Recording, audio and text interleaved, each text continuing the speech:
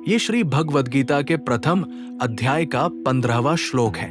इस श्लोक में संजय धृतराष्ट्र को भगवान श्री कृष्ण, अर्जुन और भीमसेन के उन विशिष्ट और ऐतिहासिक शंखों के नाम बता रहे हैं जिनके बजने से युद्ध भूमि का वातावरण पूरी तरह बदल गया। श्लोक: पांचजन्य ऋषिकेशो देवदत्तन धनंजय पौंड्रन दधमो महाशंख भीमकर्मा वृकोदरा।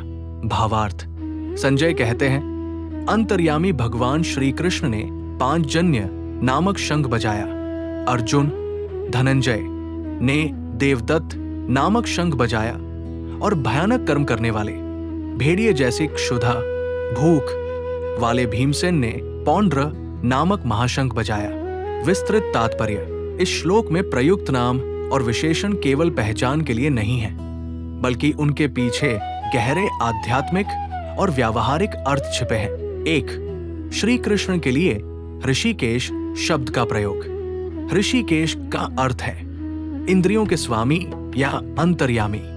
संजय धृतराष्ट्र को संकेत दे रहे हैं कि कौरव चाहे जितने भी कूटनीतिक दांवपेच खेल ले, लेकिन पांडवों के मार्गदर्शक स्वयं भगवान श्री कृष्ण हैं, जो संसार के सभी प्राणियों की बुद्धि और इंद्रियों को नियंत्रित करते हैं। वे अर्जुन के रथ पर बैठकर पूरे युद्ध की दिशा तय कर रहे हैं। उनके शंख पांचजन्य, जो पंचजनों या असुर पंचजन के वध से जुड़ा है, की ध्वनि अधर्म के अंत का उद्घोष थी। 2. अर्जुन के लिए धनंजय और उनके देवदत्त शंख का महत्व। धनंजय: अर्जुन ने राजसूय यज्ञ के समय चारों दिशाओं के राजाओं को जीतकर अतुल्य धन प्राप्त किया था, इसलिए उन्हें धनंजय कहा गया। ये उनकी अद्वितीय युद्ध कुशलता और विजय के इतिहास को दर्शाता है। देवदत्त: ये शंख अर्जुन को देवराज इंद्र या वरुण देव से प्राप्त हुआ था। इसकी ध्वनि देवताओं की शक्ति का प्रतिनिधित्व करती थी। 3. भीमसेन के लिए भीमकर्मा, वृकोदर और पौंड्र महाशंख। भीमकर्मा: भीम जो भी प्रतिज्ञा लेते थे उसे भयानक और अकल्पनीय तरीके से पूरा करते थे, जैसे दुशासन की छाती का रक्त पीना और दुर्योधन की जंघा तोड़ना।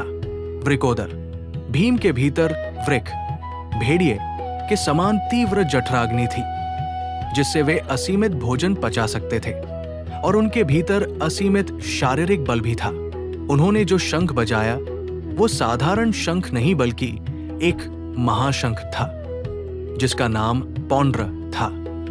इसकी भयानक गूंज कौरव सेना के सैनिकों के मन में काल का भय पैदा करने वाली थी।